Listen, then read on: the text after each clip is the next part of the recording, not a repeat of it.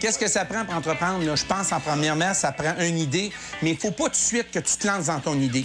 Faut que tu l'aies. Faut que tu la laisses aller, d'être visionnaire, pas tout de suite se lancer, de décortiquer. Jamais dans ta tête, ça doit t'effrôler l'esprit que ça marchera pas. Des fois, ça va arriver, quand j'ai un bon contrat, je suis dans mon bureau puis je dis « Yes! Yes! » Dans l'entreprise, il y a mon frère Jean qui est président-directeur général. Moi, je suis le vice-président. À un moment donné, quelqu'un me posait la question « C'est quoi vos rôles? » Ben c'est simple. Moi, je remplis l'usine, puis lui, il est à vide.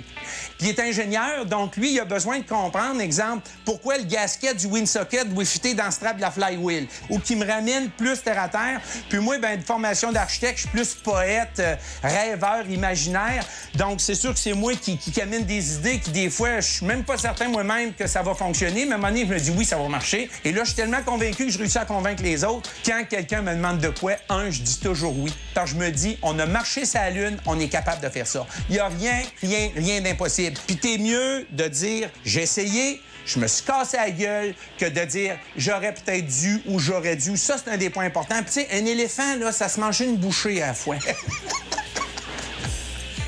Si j'avais pas des employés, si j'avais pas des bons techniciens, si j'avais pas une bonne équipe, un bon directeur d'usine, un bon comptable, faut que tu aies des bonnes personnes autour de toi que tu puisses déléguer. Mon père a tellement travaillé parce qu'il est parti de rien, donc je pense qu'aujourd'hui, c'est un peu comme une manière de le remercier en disant, écoute, regarde, père, t'as fait ça, tu t'es rendu là, on a pris ça, on a amené ça là. Mon modèle inspirant, pour moi, j'en ai deux.